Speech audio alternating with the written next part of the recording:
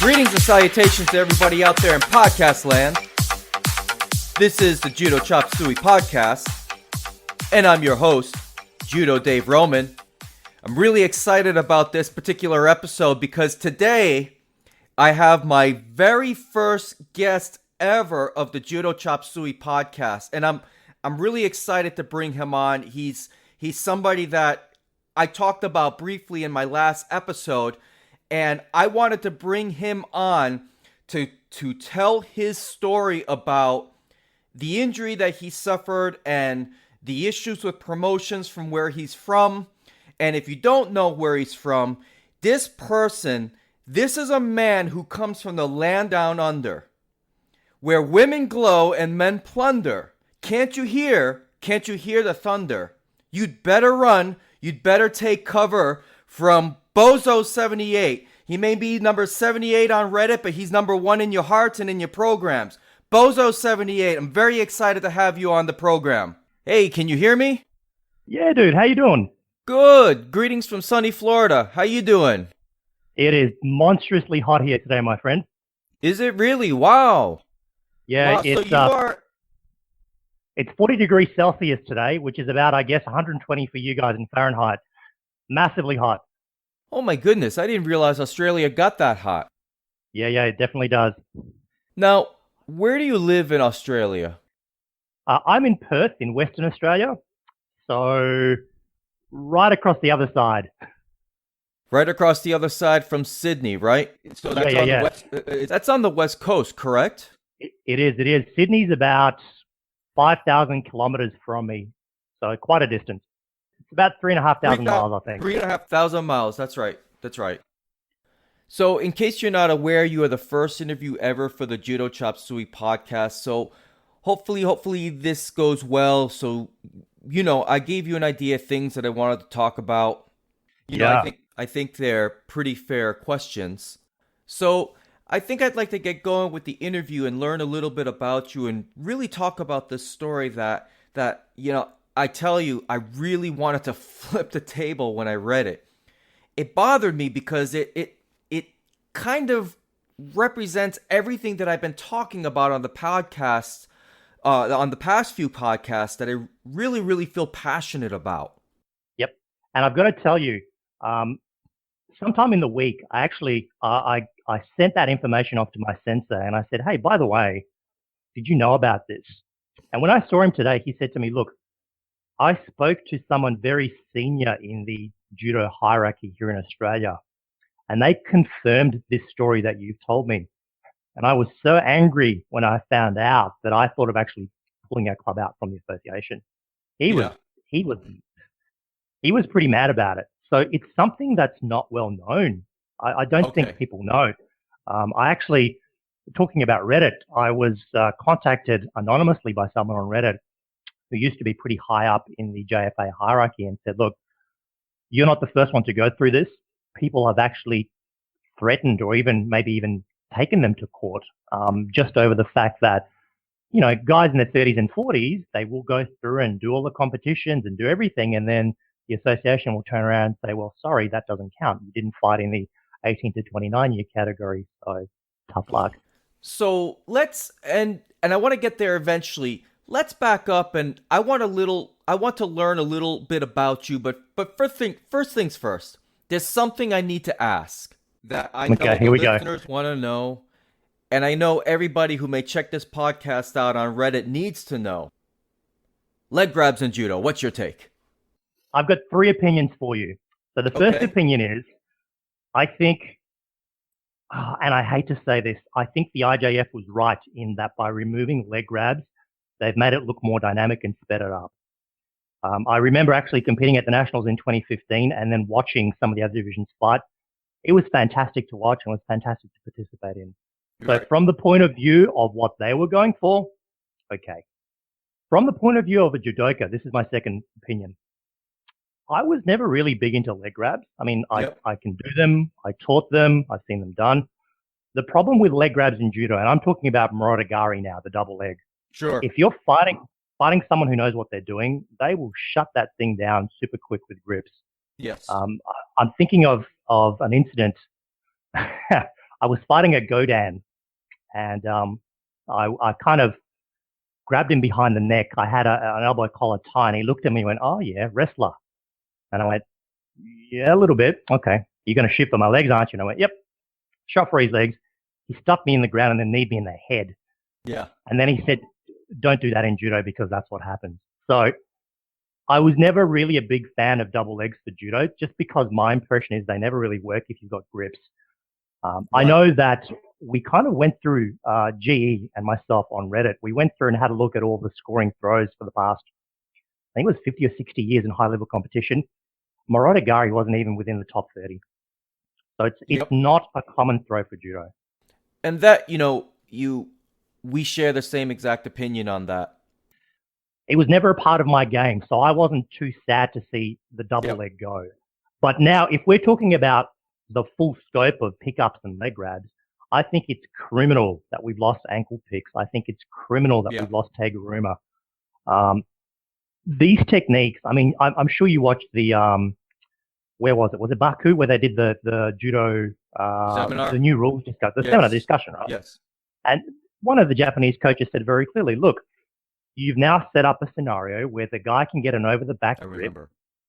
I can't counter it. Okay. Normally, before I could just pick them up and dump them with teguruma.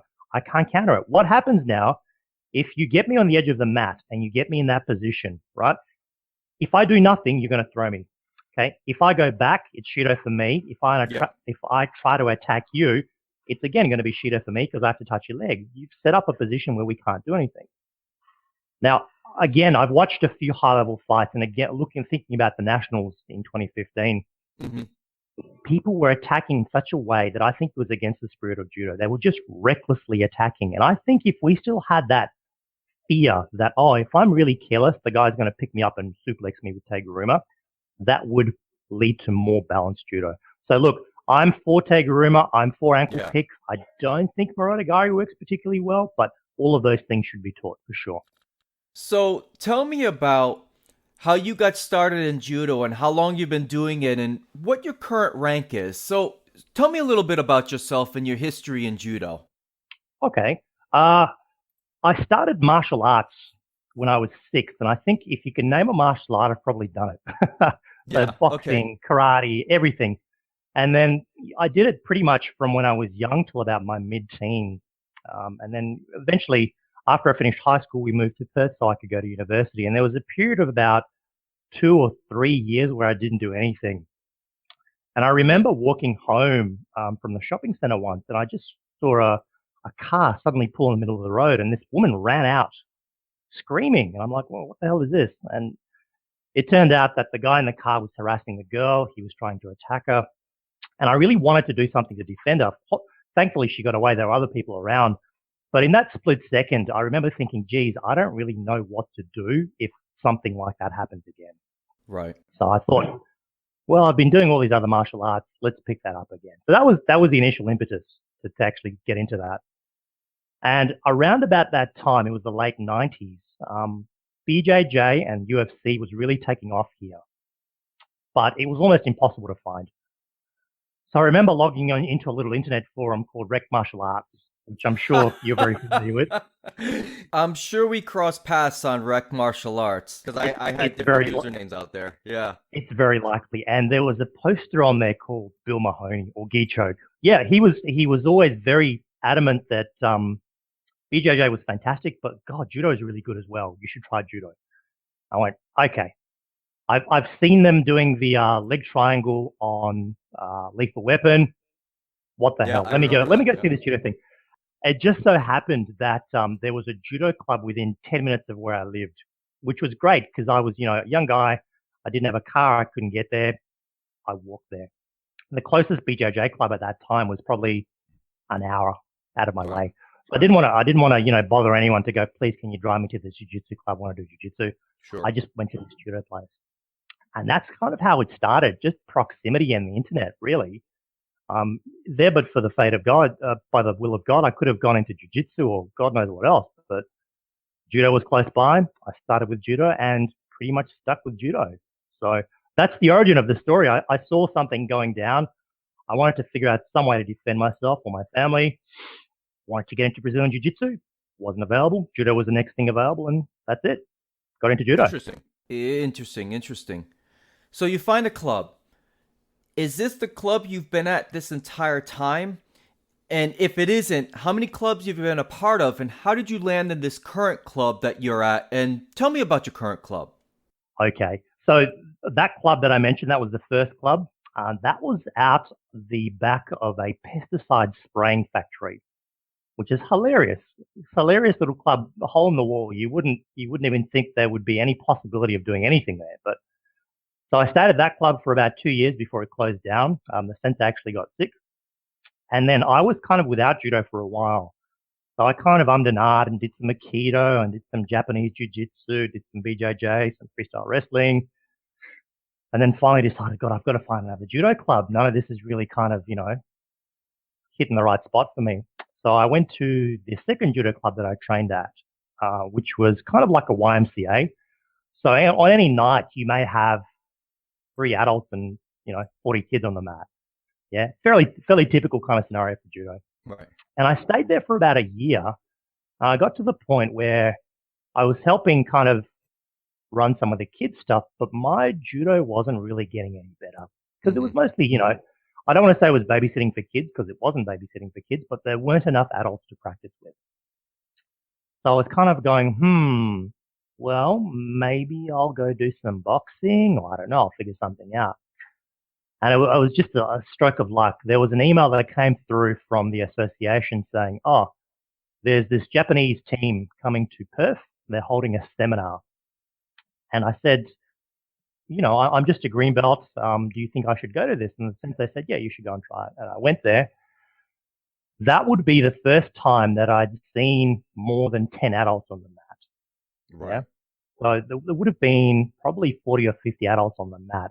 And if you've not had that, I know you've had that experience, but if you've not had that experience of being in a small club and then going to a big club where there's a lot of adults and just adults, you kind of go, this is where I want to be.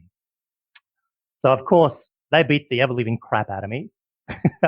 I was so sore. I was really deep bone bruise sore because I get thrown so many times. These guys this was a high school university judo team. So they were kind of the guys that go off and join places like Kukushikan and Tokyo University, really tough judo places. Sure. And they beat me pillar to post. And then I remember coming back the week after that happened and walking through the front door, and the sensei, my current sensei, he kind of went like this. I said, I didn't think you'd be back. And I went, yeah, I'm back. Oh, all right, go get changed. Let's go train.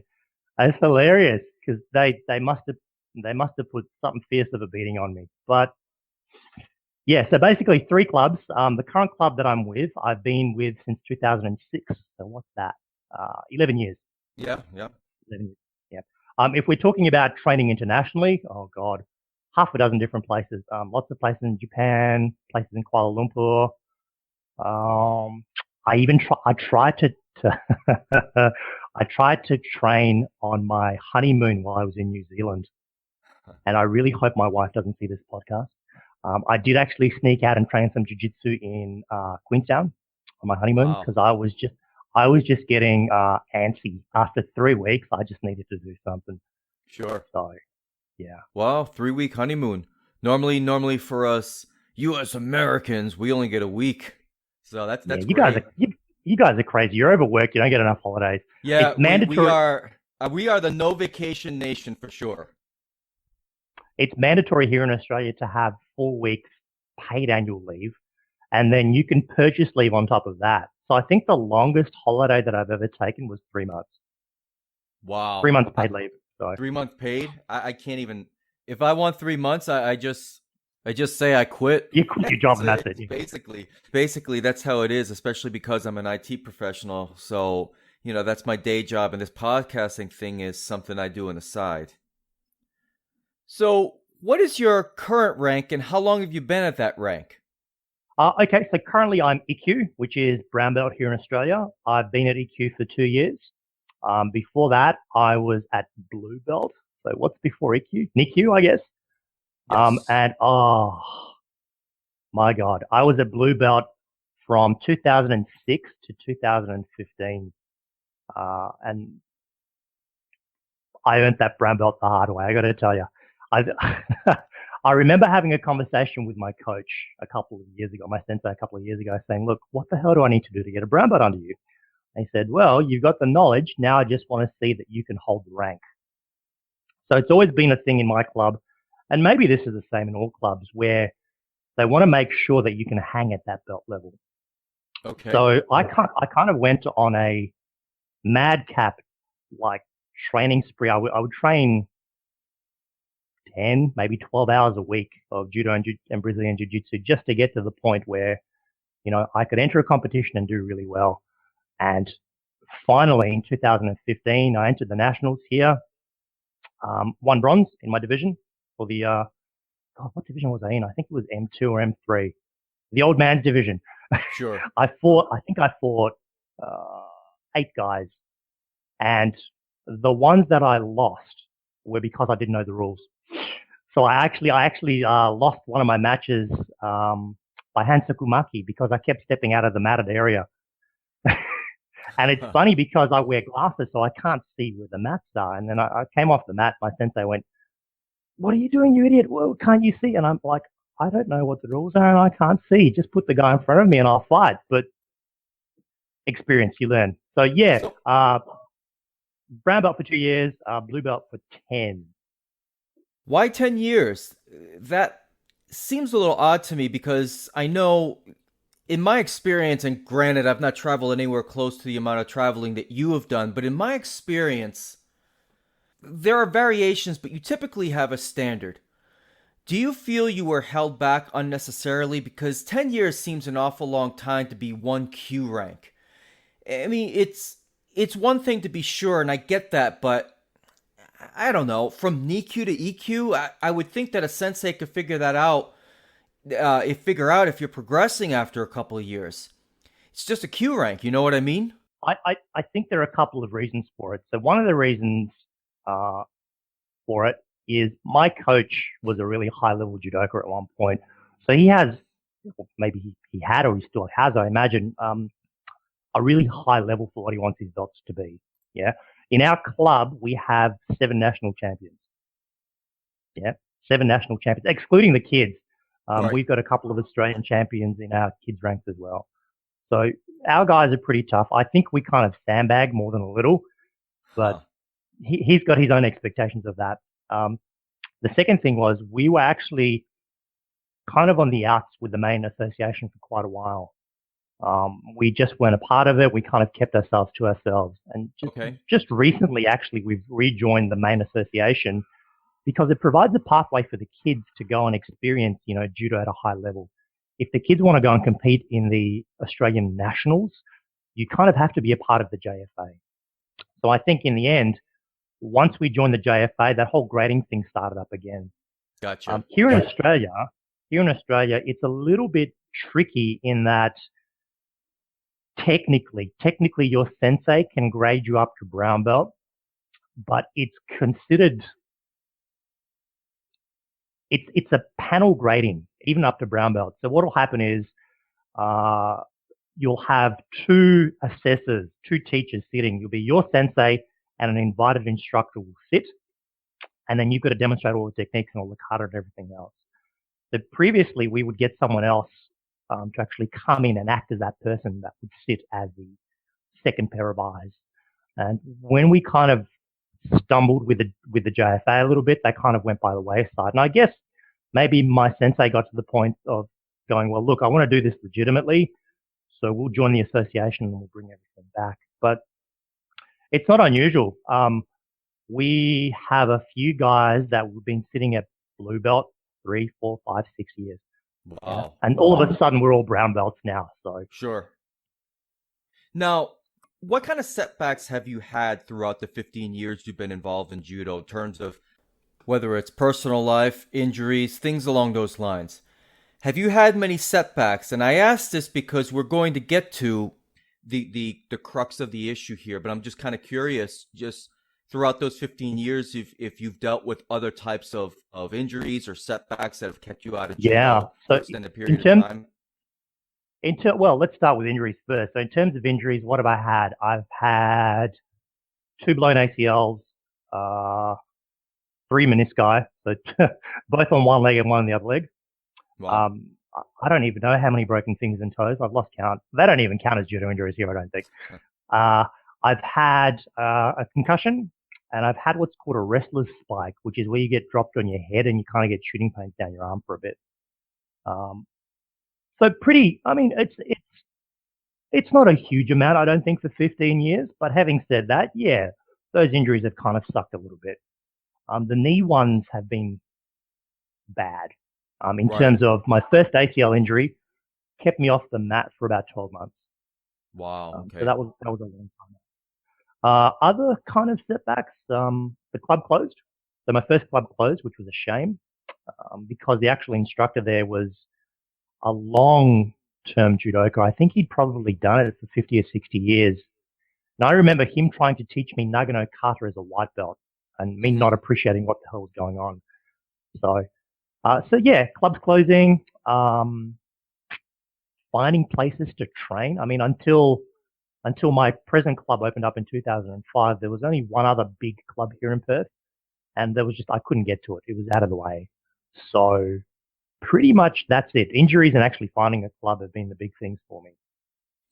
Now you have a more recent injury that has led to this story that I just find fascinating and aggravating all at the same time. Now, what is the stat? Now, from what I understood from your Reddit post, you may have a third ACL injury. Did I understand that correctly? And if I did, this would be your second. Okay. Yep. So where are you at with that now? Is it a confirmed ACL injury? What is your immediate goal with that? Yeah, so I had the MRI done about 2 weeks ago, and I've seen my orthopedic surgeon just last week. Mm-hmm. The status of the injury, let me see. So there's a partially torn ACL. Both of the meniscus are damaged. The cartilage lining the surfaces of the knee is torn or fissured. So it's like a grade 2 cartilage tear. I have a compacted fracture of the femur. And what else was there? Oh, and the bottom surface of the patella, the cartilage lining, that has chipped off. So as far as injuries go, it's due to the same injury, impressive. or is that due to the same injury, or is that just due to the same injury? Yeah, or due to that one instance, my which God. was me coming in for an uchigari and the training partner just vastly overreacting, and it happened. But yeah, just one injury. Unbelievable. Now, you said in your Reddit post that this injury essentially closes the door for you to shodan. Can you elaborate on that? And maybe you feel, and I know you were very upset when you wrote that post, and understandably so, but maybe you feel differently today, or maybe you've learned some things since then. But at the time when you felt, how did this close the door to shodan for you? So it's interesting. Here in Australia, we have a point system. So once you get to brown belt, to advance to shodan and nidan and even higher up, you've got to accumulate so many points. And there's 3 major pathways for points. There's competition, there's service, and there's knowledge. Yeah. The competition pathway is by far the most rewarding in terms of points. So for example, I think it's something like if you beat someone in a match that's your rank, you get, I think it's 10 or 15 points. So you can imagine if you go to Shiai and you beat 3 guys that are your rank, that's a third of the points you need. Yeah, you need 100 points to progress from brown belt to black belt. Okay. My kind of story, my sting in the tail to this is, because I'm in my 40s now, my understanding was that points were points. It makes sense. If I go to Shiai and I fight and I win, I've accumulated the points. And it turns out that after I made that Reddit post, a couple of friends tapped me on the shoulder and said, "Hey, have you read this clause in the JFA documentation?" I went, "What clause? Show me." And they showed me, and there's a little PS or a little NB that says, by the way, in order for you to accumulate points from Shiai, you must have competed in a division which is open to everyone, right? And the way that that is interpreted is, if you are fighting in M1, M2, M3, M5, that is not open to everyone. That is only open to people between the ages of 30 and whatever. So it turns out that anything that you win at masters or seniors level doesn't count towards your next den rank, yeah? Which is a problem, because that's the major pathway of accumulating points for your next rank. And if you take that pathway away, then you have a problem with older judoka or adult judoka in actually accumulating those points, because the other two pathways are very opaque in terms of how can you actually, what does it mean to be of service to judo, right? Oh, you've got to do this and this and this. But how do I do that? Well, you've got to sit on this committee with the NGB. You've got to do this, but it's difficult to get into. Yeah. So it's a little bit of a closed system in that if you can't get it by Shiai, the other two methods are actually really quite tricky to obtain. It's kind of who you know and how much they like you. And the Shiai pathway is closed if you don't fight in the 18 to 29-year-old category, right?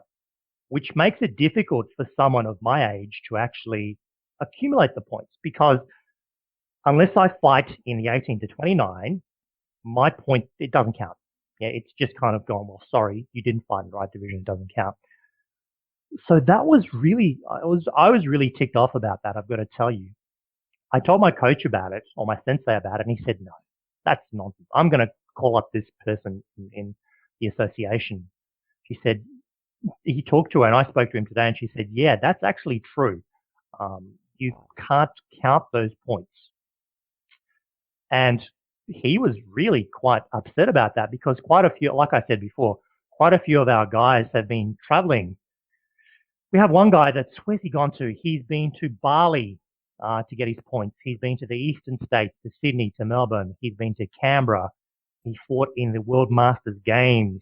This is all at M3 level. He's won tons and tons of matches, 0 points. Yep. Oh my gosh. We have another guy.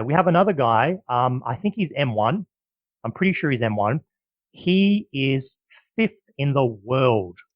Just let that sink in. 5th in the world at masters level, 0 points, right?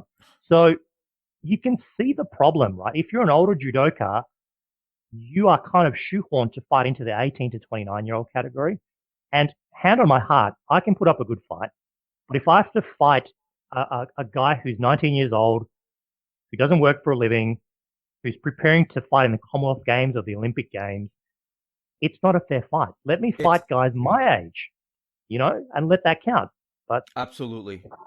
I mean, even just hearing this again and hearing you actually confirm this, it's totally unfair. And I don't, look, I told you this is not going to be a forum to bash the JFA, but yeah, every you say something and then anything that follows the but is going to be bashing the JFA. No, I'm not. I'm actually not looking to do that, but it's just completely unfair, and I don't understand how it is that so many people, like you said, people that traveling to get these points, and all of a sudden they're found out that the rug has essentially been pulled out from underneath them. Mm-hmm. I mean, it's got to be extremely discouraging and maddening. And you're now, if I understand correctly, your own sensei did not know this. Is that correct? Correct. Yeah, I don't think anyone knows about it. And I've got to tell you, I had an anonymous email from a Redditor who, I get the impression he was quite high up in the JFA, and he mentioned to me that people have actually tried to sue for this kind of a thing, because it was, they've done all the work and then they rock up and say, here is my competition results from the past 10 competitions. Can I go for the grading? And they'll go, no, these are masters level points that don't count. Yeah. So it's a contentious issue that people just are not aware of. Now, are there other judo federations in Australia?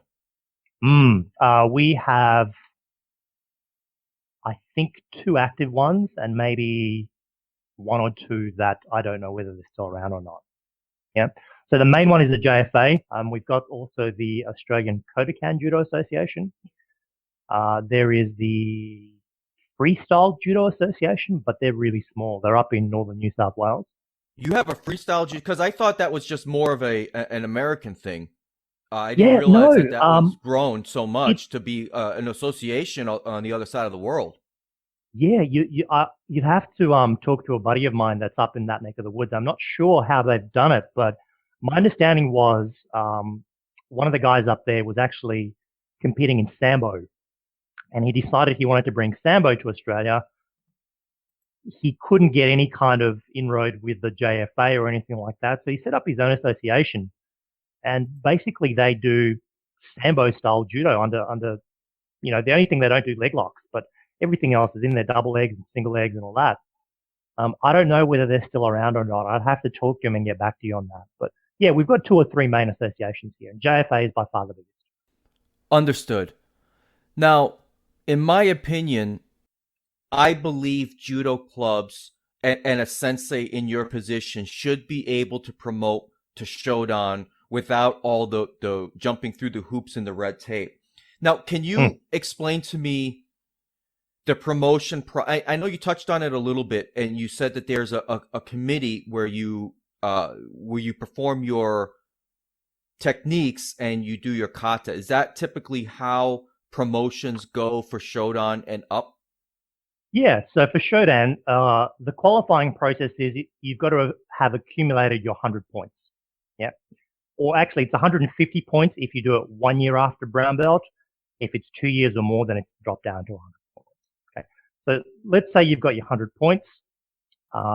You are now nominated by your sensei to go in front of the national governing body grading panel. Yeah, and they hold a grading, I think it's once a year.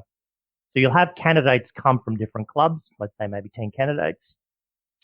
And then you've kind of got, I think it's a full day grading. It may even be 2 days. I'm not sure, depending on how many candidates you've got, where you've got to demonstrate all of the throws, all of the groundwork, so many counters, so many, arm bars, chokes, everything, counters. And I think you've got to show like a sample teaching lesson, like you're teaching a beginner how to do a breakfall or not. I can't remember, something like that.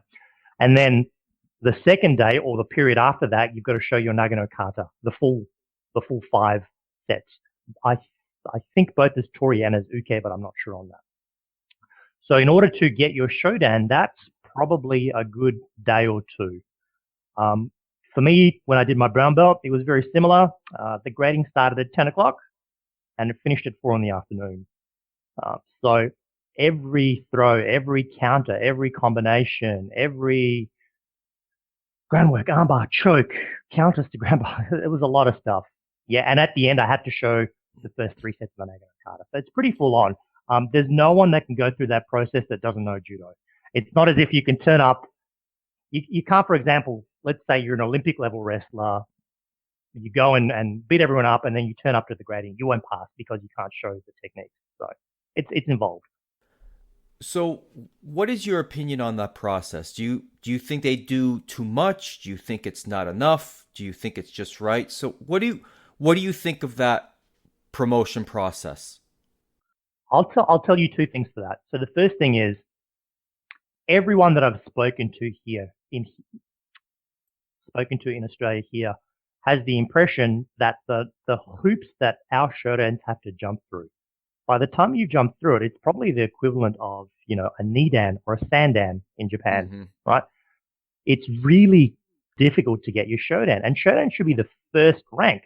It shouldn't be something you get put through the ringer like that. Yeah. My personal opinion is this. My sensei has been doing judo for 55 years. He did judo at world level. He fought in the British Open, the British Closed. He fought in the goddamn Kano Cup. If that guy doesn't know who a shodan is, no one knows who a shodan is. Right. So my thinking is, I think you should get to the point where your sensei goes, okay, I'm going to grade you for shodan. We're going to do a panel thing. I'm just going to invite one guest from the NGB. Boom, let's sit down and you do the grading. I think that would be the way to do it. I think it should be in-house. I don't think shodan should be such a big deal. The problem with this is, this is now the flip side of this, right? Without having your shodan here, you are strongly discouraged from opening up a club, which means you will have people that get to brown belt, drop out of judo, right? If those people had been allowed to go and get their black belt, they could open up a club and attract more people into judo, right? As it stands now, I teach one session of judo at a Brazilian Jiu Jitsu place just down the road from me. When I thought my guys were ready to go for yellow belt, I had to approach my sensei and say, look, I think these guys are ready for yellow belt. Can they please come and grade under you? I'm not allowed to grade them, right? I've been doing judo for 15 years. I know what a yellow belt is. You know what a yellow belt is, exactly. I know what an orange belt is. I know what a green belt is. I can't do it. I've got to get someone else to come in. So I think, in my opinion, you should be able to grade up to shodan within the club. I know Brazilian Jiu Jitsu does it, that you can grade one rank below you. So if you're a nidan, you can grade to shodan. That would be okay. That would encourage a lot of club senseis to actually grade up. My sensei, by the way, has been shodan for 40 years. Right? Really? My sensei has been shodan for 40 years. It's criminal. That's criminal. We were in Japan in last year, and we were standing in this giant training hall, and the coach that was running the training was a sixth dan, and my coach was over here, and that coach turned to my sensei and said, "What rank are you?" And my sensei went, and the other guy went, "What are you talking about? You're 55 years old. How are you still a shodan?" It's that difficult to progress in rank because there's so many loops, so many hoops to jump through. So I'm with you. Right. And do you think that there are people in the JFA and people of influence that feel that it should be this way? Because when I'm having this conversation with you, and I'm sure when the listeners hear this interview, they may feel this. I would venture to guess most of them would feel the way that I feel about promotions, that I really do believe that a shodan should be promoted in-house, because that way, with more shodan, you are able to get more adults to a rank that they can open up their own club and start. Yeah, everybody wants to talk about grassroots, but they want to put up all of these barriers in place to prevent the growth of grassroots judo. And that's what I'm a shodan now, and I've been a shodan for about 6 years, and now I'm giving back locally, and I'm able to do that because I'm a shodan. Parent brings in their kid, and they see another adult black belt on the mat. They think, hey, this is a good place to bring my kid. Or if an adult from jiu-jitsu, Brazilian jiu-jitsu, or some other type of grappling comes into the club, they're like, okay, this club's got a relatively middle-aged, athletic looking shodan. I can learn from this guy. Now, do you think that there are people in Australia that feel that this is a good way to go about promoting judo and maintaining the integrity of ranks? I think so. I think it's extremely political. I don't want to throw anyone under the bus. Understood. Some of the stories that I've heard, there's some stuff. It's difficult in Australia because we had that schism between the Australian Kodokan Judo and the Judo Federation of Australia. Interesting. That fight has been going on for 60 odd years now. And the two just don't see eye to eye.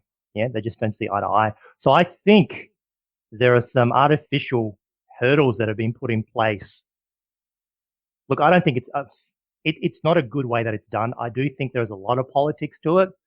I don't think change happens very quickly.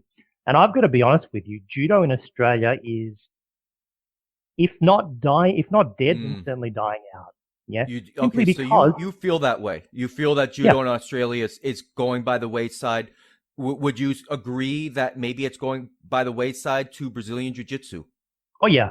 I'll tell you what, we have here in my state, we've got 8 judo clubs. 8 judo clubs. My club is the largest. We've got 107 members.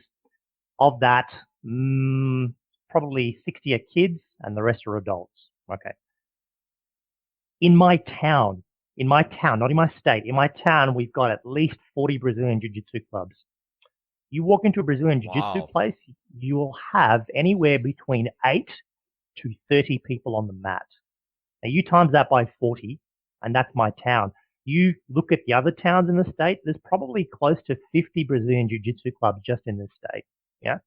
So I would say, yes, a lot of people that would have traditionally tried their hand at judo have gone to BJJ simply because they've got better marketing and they've got better pathways for adults to actually get involved.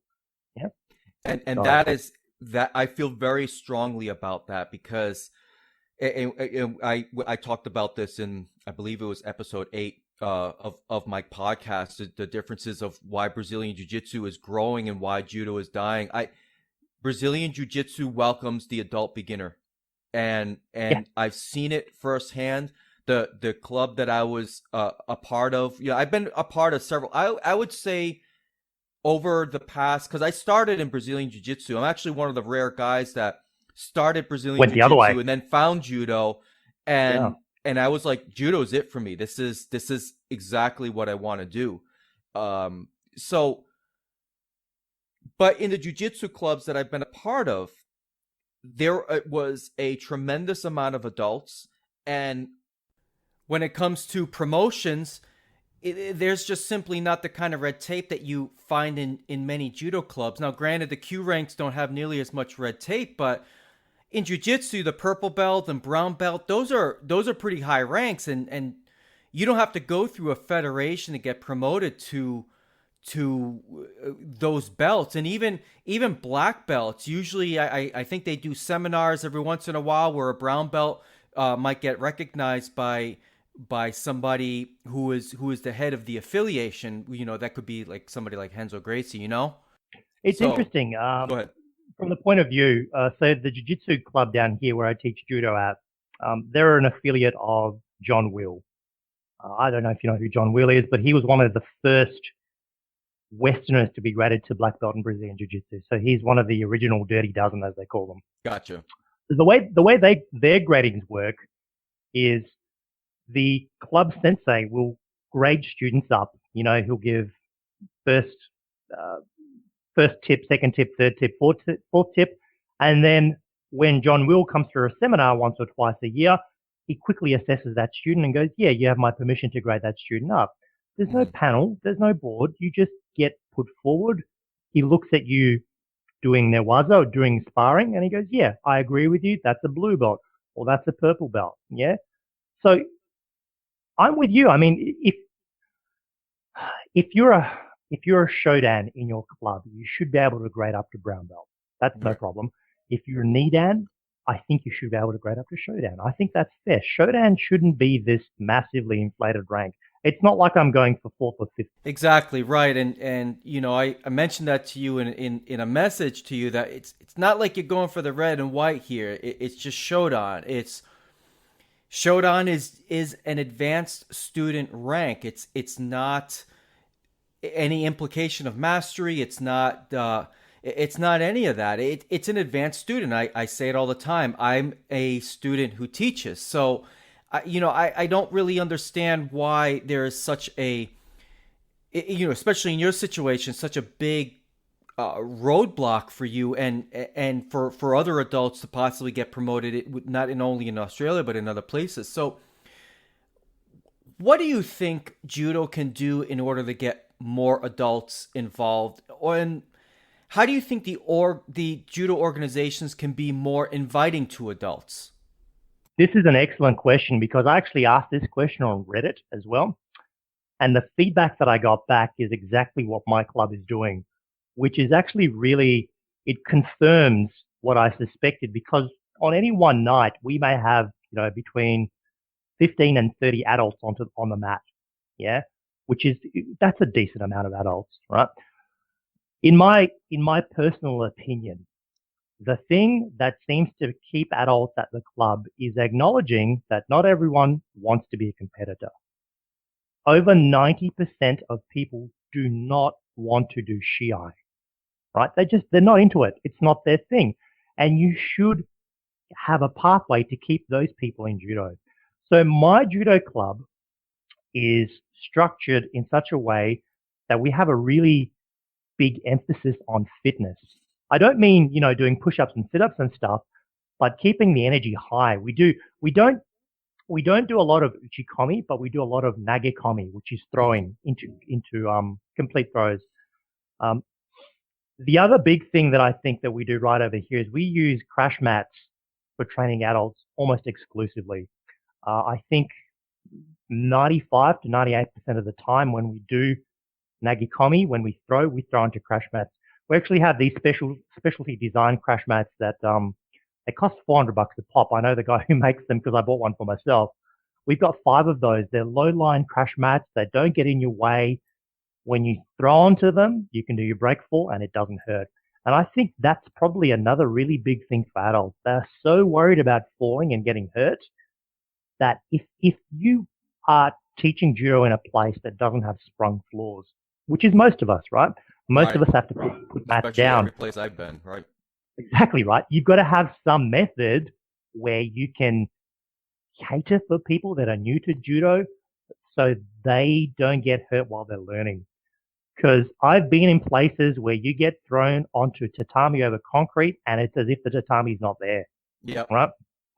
Which is okay, 1, 2, 5 times. But if you're taking 100 or 200 falls in a night, yeah, you put a beginner into that, he's not coming back ever. Agreed. So you have to have some method to make judo non-threatening without substantially altering what it is, right? You can't, I don't think it's a good idea to teach beginners just by nagekomi. Yeah. If I'm just teaching part of a throw, that person is never going to understand what that throw is meant to feel like. They're not going to feel the sweet spot of it. So those things are important. I think it's also important to drop some of the formality. I've been in places where you've got to say, yes, sir, no, sir, please, can I go to the toilet? Right? I'm a 40-year-old man. I don't need your permission to go to the toilet. Right? At my club, the only formality that we have at my club, at the end, we kind of stand in a circle, we bow to each other, we clap, and that's it. There's none of this. I don't know whether this is just a Brazilian Jiu Jitsu hang up or what the story is. I've seen people get really hung up on bowing to a picture of Jigoro Kano, which was never a big thing for me to bow to Joseki. It's not a problem. But for people who are outside of judo culture, that seems to be like a bit of a hurdle, right? So I think if we could reduce some of the formality of judo without substantially altering what judo is, I think you'll get more adults coming in. Yeah. So those would be my major things. Having a pathway for adults that concentrates on fitness. Yeah. And one of the best things you can do for adult fitness is newaza. Have a lot of newaza randori. People can go hell for leather and not get hurt. So that's one thing. If you can't have sprung floors, have them training on crash mats. You don't want to get people getting hurt. And just don't try and out Japanese the Japanese, for God's sake. I've been to Japan. They're not that formal. Really? I've trained, yeah, I mean, there's certain politeness and certain formality and certain things you don't do, but it's in some Western dojos, it's almost a caricature of what you expect Japanese formality to be. Yeah. And that's not what it's like, So yeah, that's my 2 cents on that. I think we could do a lot better in retaining adults if we provided a good workout for them, if they didn't get hurt, if they spent time doing live stuff like doing the newaza randori or doing nagekomi, if we had better flooring or if you use crash mats, and if you just concentrated on dropping some of that formality. Yeah, that's my take. Is the JFA good, or other judo organizations in Australia good at supporting the grassroots level of judo? I can't tell you. I can't tell you because I'm not involved with their committees and boards. I'm not sure what initiatives they're doing. I can only tell you from the perspective of a judoka out in the grassroots. I've certainly noticed in recent times that they're trying. They're actually trying. They really are. They're bringing coaching experts from Japan to do tours around Australia to try and bring the level up. They're putting on more competitions. There are kata clinics now happening. There's stuff slowly starting to pick up. I think they're trying now, but I think for a long period, or maybe a period of 10 to 15 years, things were very, very quiet. And I think we lost a lot of people out of judo because of it. Whether we get people back, I don't know. We'll see. Interesting. Now, for you to get promoted to shodan, I know you can't go the competition route, but are there other avenues that you are exploring for you to get the rank that you deserve? Yes, there are certain loopholes that I've been informed of that I can play upon. My thinking is, if I have to sneak through to get shodan, what does that say about your grading process? Because I've been doing judo for a long time now. I'm not entitled to shodan. Don't get me wrong. That's not what I'm saying. And that's not what I was suggesting either. Yeah, but there should be a very clear and obvious pathway for me. Now, in my club, it's competitive. There's always been a thing of you earn your rank and you hold your belt. Why should the stuff that I've done fighting at master level not count? That's my take on it. Now, I can join executive committees and do this, that, and the other. Okay. I think for me, maybe the pathway would be to go and do a Batsugan somewhere else and then have that recognized as a reciprocal thing. I think I mentioned to you, there's a gentleman over in Japan that runs a training camp where you will go across, you will train 3 times a day for 2 weeks. And then if he thinks you're ready, you go off and you do the Batsugan. And if you win 3 matches, that's it. You're a black belt. It's done, right? Having spoken to my coach, my sensei, because we have black belts from other countries, he's said to me, yeah, most of the guys from the other countries, that's how they get their black belt. They do it by Batsugan. They fight a lineup of 3 guys or 5 guys. That's it. You're done. There's none of this grading panel, going before committees, doing a demonstration over 2 days. You just go and fight in the grading fight and you're done. Yeah. So I think for me, I'm very seriously considering of actually going by that pathway, getting the operation done, and then just going and doing that. And that's it. I don't, honestly, because of the situation the way it is here, I don't think I'm going to be able to progress beyond shodan, because to get points, I have to do things that are not really possible for me to do. I mean, I work, I've got a family, I've got other stuff going on. I can't spend my weekends going to executive committee or doing refereeing or, piddly little things that give me 5 or 10 points, and that I've got to get 150 points. So that's going to take me 10 years to get the points. Now, you stated earlier that you're going to go back to your judo club on Monday. How debilitating is your injury? And are you able to do squats or anything judo related at all? No. No. Okay. I can show some group fighting and I can talk and describe things, but I can't do anything really. To give you an idea, I went to the orthopedic surgeon on Thursday. I forgot where I parked my car. It took me 45 minutes to walk 200 meters to find it. Yeah. Oh, wow. So it's pretty incapacitating right now, to be honest with you. In terms of surgery, because there's broken bone and bone bruising, he can't tell how much he needs to go and do. So the surgeon gave me the option. He said to me, look, why don't we do this? I'll put you under, I'll trim the meniscus, and then you'll come out of it. We'll have a discussion and then we'll see what we do. And I said to him, well, if I'm already unconscious and on the table, why don't you just trim the meniscus and do whatever the hell else it is you need to do? They said, yeah, we could do it like that if you're comfortable with me doing that. So the process of the surgery, if the cruciate ligament needs to be re-repaired, he would have to take out the one that he's put in, take a strand of my hamstring from my other leg, because they've already taken strands out of this leg. They can't take any more out.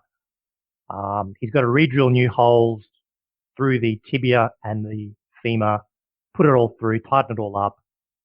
Basically, it's a brand new ACL all over again.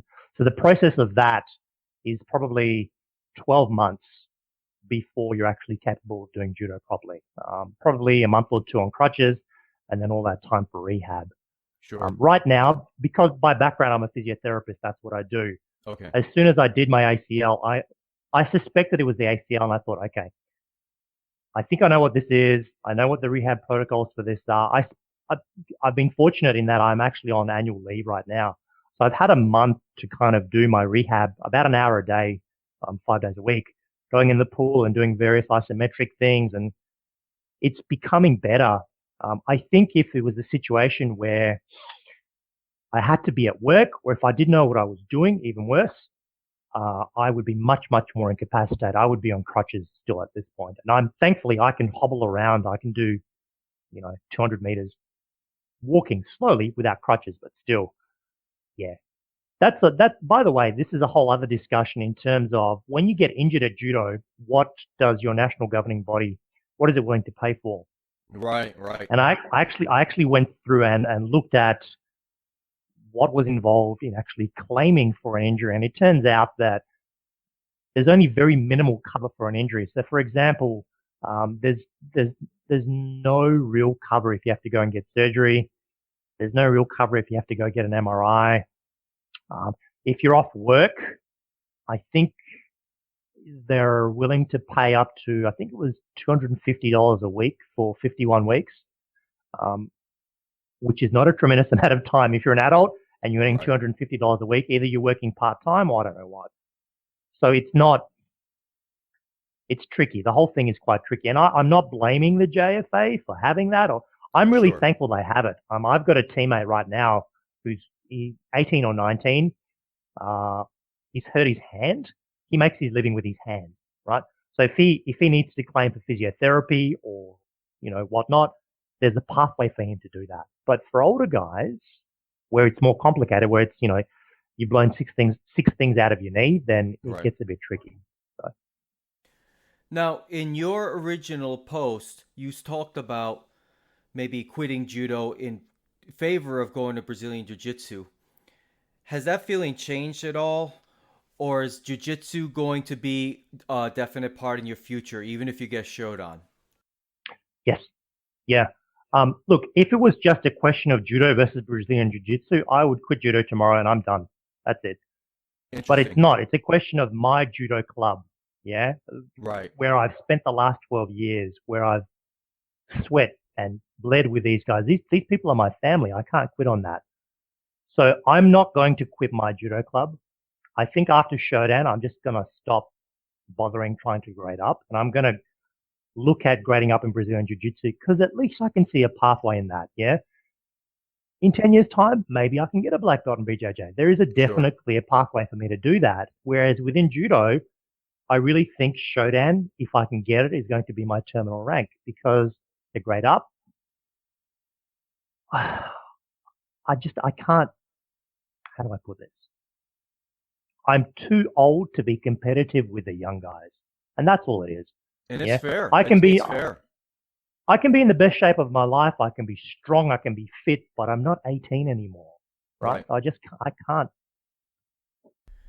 Even if you were lifting weights and taking steroids, I don't know if it's legal over there or not to do it, I guess, recreationally. It's certainly not in the United States. But even if it was, even if we're taking all the performance-enhancing supplements that we could, there's just no way at our ages, in early 40s or approaching 40, that we could ever hang with 18-year-olds. It's just the law of nature. I always like to say that Father Time is undefeated, and there's just no way to compete with guys who are just so young. You know, age simply catches up. Does. I remember not long ago doing Seanagi, where you have to actually leap in between their feet and then spring up. It's kind of like the Japanese way. You know what I'm talking about. Yes. I remember first learning that technique maybe 10 years ago and getting really good at it and going, oh, I'm pretty fast. Yeah. And then doing it now, and I felt like I was moving through molasses. Yeah. Something in that intervening period, I'm not physically weaker. my reflexes aren't much slower, but I just don't have that zing anymore. It's gone. So, yeah. There's an EQ at my club who's like 15, 16 years old, and every once in a while I've done randori with him, and it's really amazing to me to see how much slower I've become over the years. And he seems so lightning fast, and I know in my head there was a time at one time that I used to be that fast, and that just went away for me right around when I was 33 or so. I noticed a drop in my speed, and I'm almost curious to see how my judo and my speed will look like when I'm 50 years old, because these days I have to rely on gripping, timing, body positioning, all of these little things that I never really had to worry about before. We've got an EQ like that at my club as well. I think he's 21 or 22. He was national champion, I think it's 17 or 18. My God, I didn't know people could move that fast. It's incredible. And the only thing that I can do with him is just to shut him down with grips. Thankfully, I'm a bit bigger and stronger.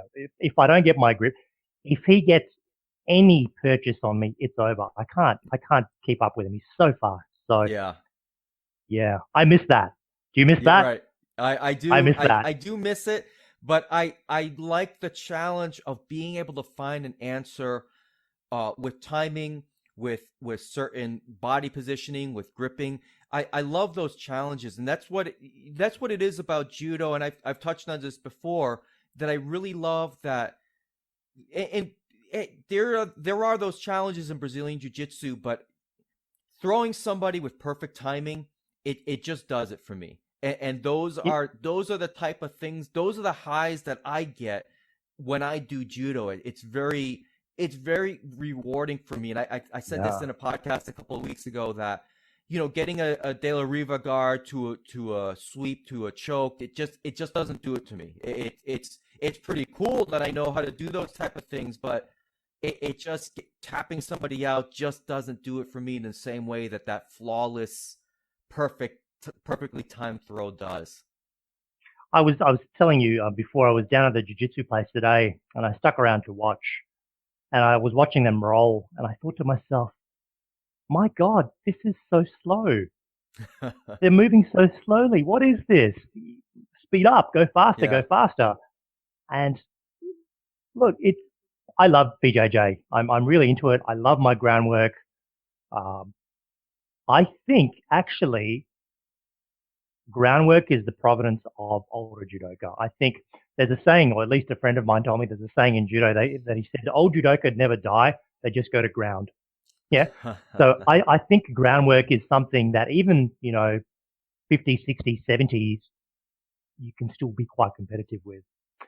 I was at the Kodokan last year, and I saw some amazing things. I saw one of the senseis at the Kodokan teaching a blind judoka through an interpreter how to do judo, right? It was amazing. This other judoka was already, I think would have been at least shodan, but he couldn't see. So the sensei would do the move. He would let the other person kind of put their hands on. He would explain it to the interpreter, and then the interpreter would explain it to this other guy. Yeah. It was amazing to watch. So wow. I saw that happening. I saw the reigning world champion sparring with a 64-year-old woman. Yeah. And they were just dancing across. Yeah. They were just dancing across the floor. It was beautiful to watch. It's beautiful to see that there are allowances made for that sort of thing, where you have a 64-year-old woman who would have been 50 kilos paired up with this giant brute of a Mongolian guy, and they were just sparring and having fun. In my experience, that is extremely rare on the judo mat, to actually have that culture where you can have randori be randori, not be a proxy for shiai. Right, yeah? Right. And I think that's another thing that drives people out of judo, because we use randori as a proxy for shiai, and that is where injuries start to accumulate. So I agree with you. I think what you just explained to me and described seeing at the Kodokan, if I would venture to guess, that would have been Kano's vision for judo's growth in the future. And that was more his vision than as you put it, randori being proxy for shiai.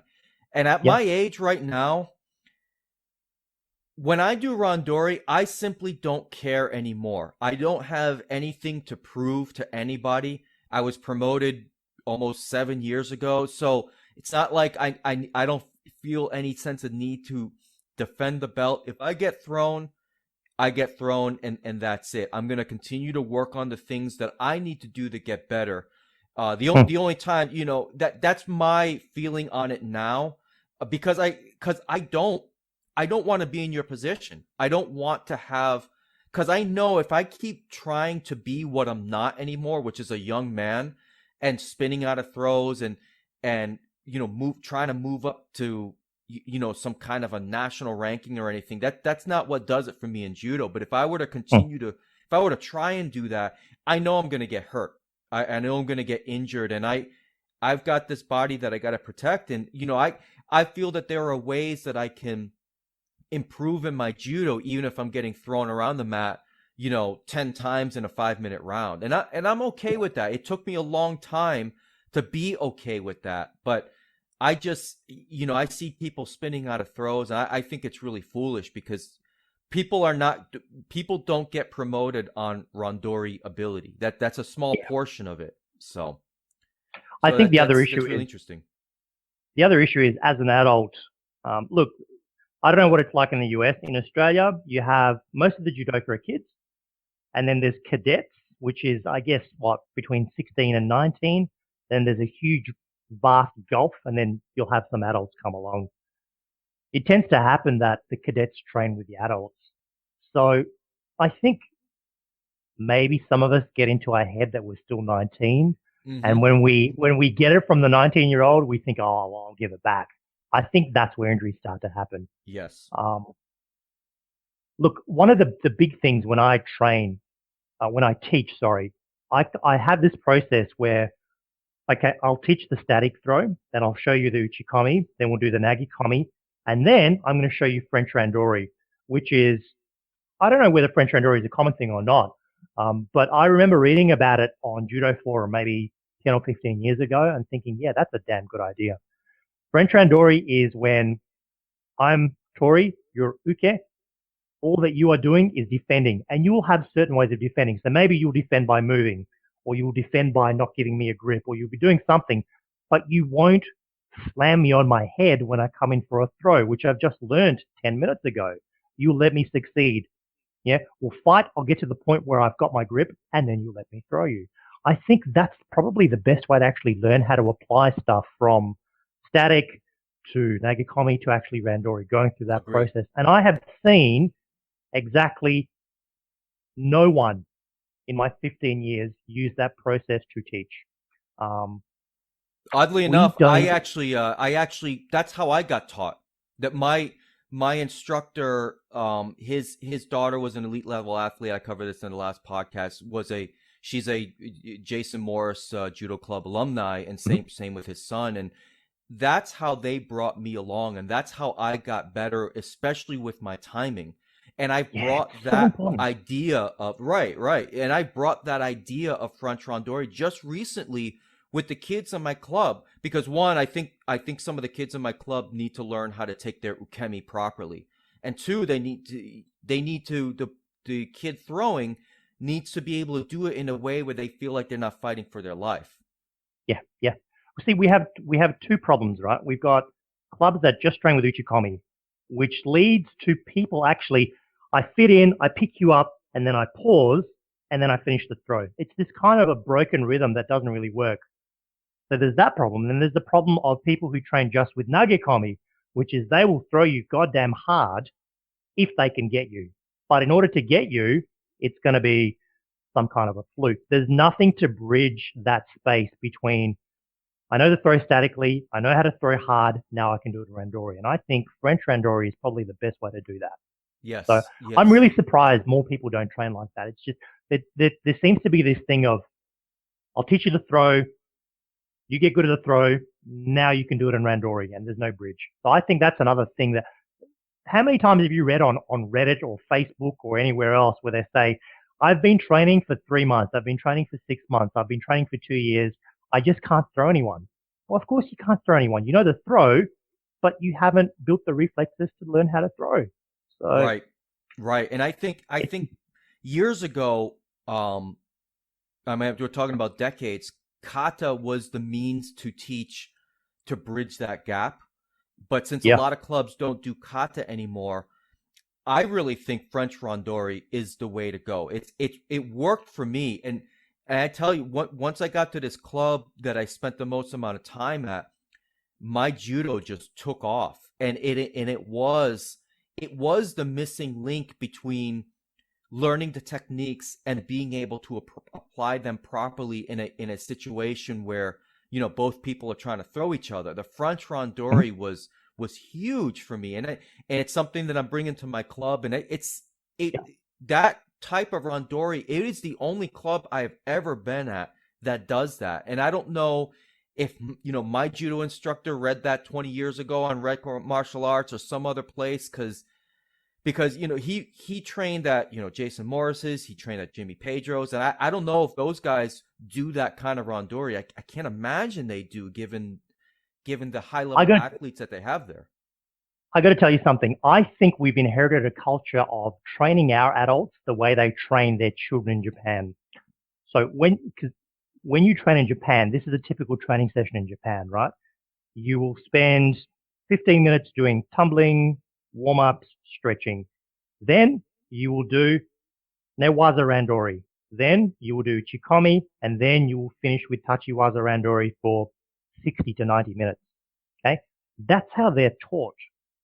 There's no explicit coaching because the coaching happened when they were 5, 6, 7, 8, 9, 10. So by Hmm. the time that we actually see them at that point, they already know their judo. Yeah. And I think there's a tendency to try and transplant that sort of stuff to our adult beginners. And I think that it doesn't work.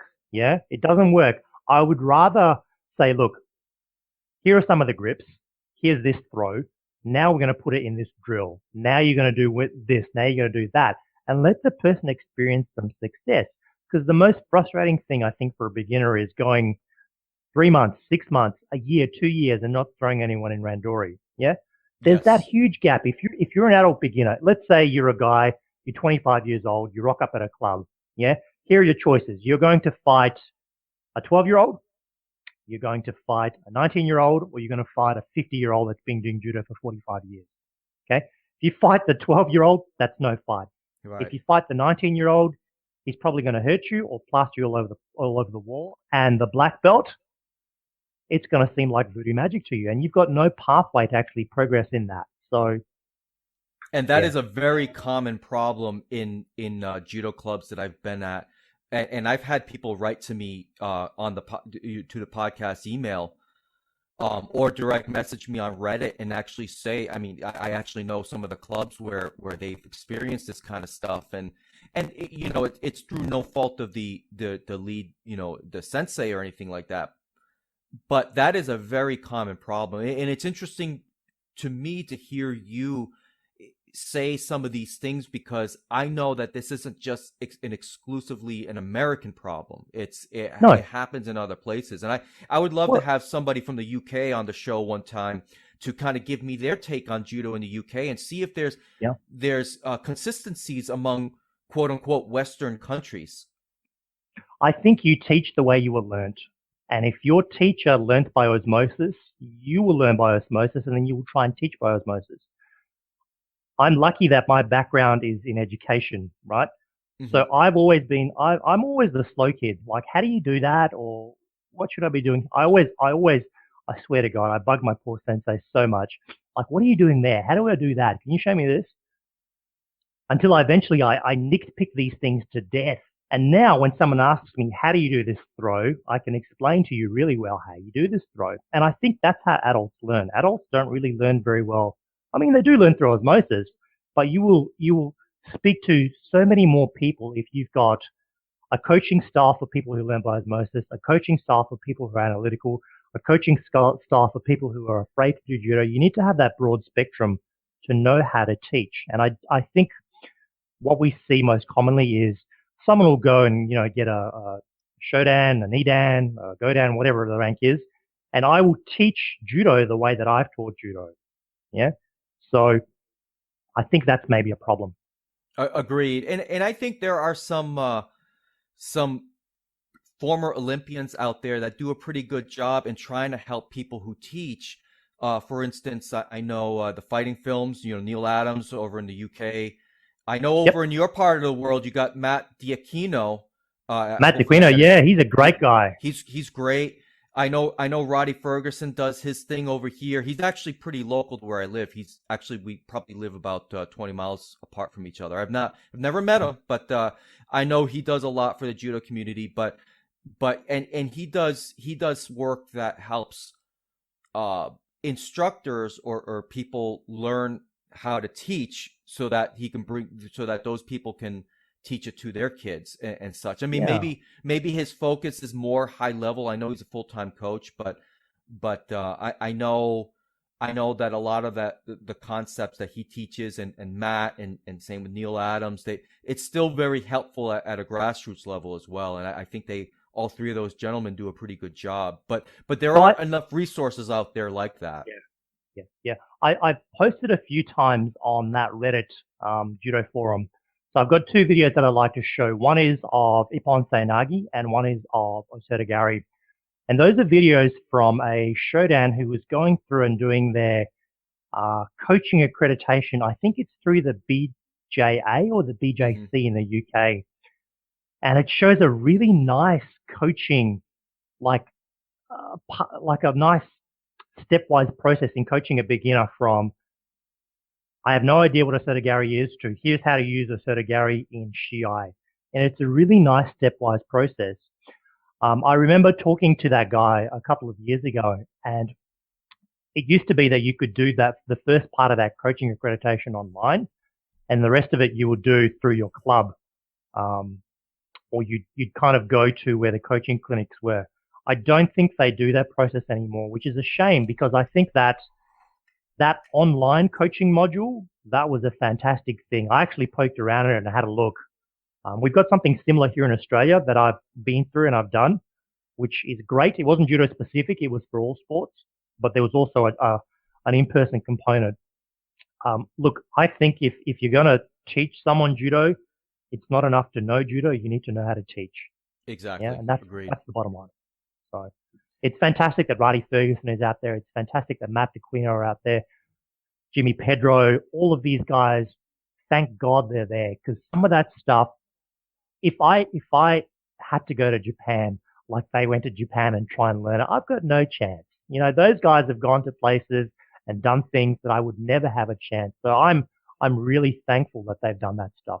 Yeah. Yes. Yeah. They've all done done a very good job with their various products and I think what's interesting to me, and I this is probably going to be my last question for you, is being a Brazilian Jiu Jitsu instructor lucrative over in Australia? And the reason why I ask this is because I know Matt and I know Radi, they both are heavily into Brazilian Jiu Jitsu as well. I know Radi, maybe I should call him Dr. Ferguson.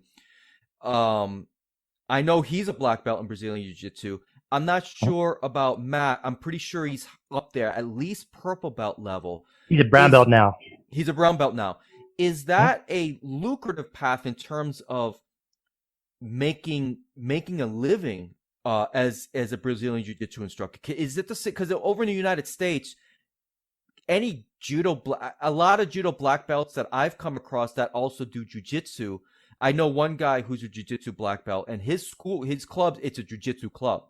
And that's how he makes his living. Even though he's a judo black belt first, he went down jiu-jitsu. And I'm curious if that's something in your future, if you plan on sticking with jiu-jitsu for the long term, once you get, if you get a shodan, once you get to shodan, are you going to move to jiu-jitsu to potentially move into a career as a Brazilian jiu-jitsu instructor with the brown belt or the black belt? Okay. So here in Australia, I think we've actually reached the point of saturation with Brazilian Jiu-Jitsu. I don't know how easy it is to make a living anymore. Interesting. I'm sure there are people that can do it. Having said that, there is still a certain gravitas that's associated with being a high-ranking BJJ. There's a bit of a trend now in Australia to be double black belt. So be black belt in judo and black belt in BJJ. I have a running competition with a friend of mine that we actually set out many, many, many years ago. We said, okay, let's have a competition to see who can get to black belt in judo first. And he got to black belt in judo first. And then it was, who can get to blue belt in BJJ so we can be black and blue? And he got that as well. And now it's like, okay, which one of the two of us can get double black belt? So I think what will happen is the younger generation, the middle-aged guys, but still the younger generation compared to some of the old hands in judo, are now thinking about having less of a judo dojo and more of a grappling dojo. So I think you'll see more and more commonly now there will be a dojo and the instructor will be credentialed in judo, Brazilian Jiu Jitsu, and maybe in wrestling. Yeah. I've got a close friend of mine who wants to set up a dojo. He's going to call it Heavenly Dojo. His idea is he's going to be a black belt in BJJ, a black belt in judo, and he's going to do some sambo. And all of that is going to be intermixed and offered. And I think that's really fantastic. Agreed. It's a lovely thing to do. And you know what? If I can get there and get that done, I will do it. Yeah. If I can have double black belt, I think that would be the way to go in terms of actually attracting adults into your club, because I think BJJ is still a draw for adults into the club, much more so than judo, honestly. Oh, so, agreed. Completely agreed. So, yeah. Well, Bob, this has been an absolute pleasure. I truly enjoyed having you on the show and talking to you and just hearing your perspective and hearing your story, just via this chat that we're having. And I really appreciate you making the time. I know it's probably getting close to 11 p.m. over in Perth. Very close. Yeah. So look, it was an absolute pleasure. I'd love to. It's an absolute pleasure to talk to you, and congratulations on having the world's best and worst judo podcast, as you put it. Yeah, it's really great. I'm really glad doing it. Yeah, I'm really glad that you've done that, because I think for a long time there wasn't the average man on the street's perspective on judo, and I think you've given that. So that's great. I appreciate that. I appreciate that, because that's exactly the perspective that I want to have. And it would be nice one day to have some high level judo people and stuff. But I want to talk about the locals. I want to talk about the people like you and I, people who just aren't looking to make money in judo. They're not looking to be high level competitors.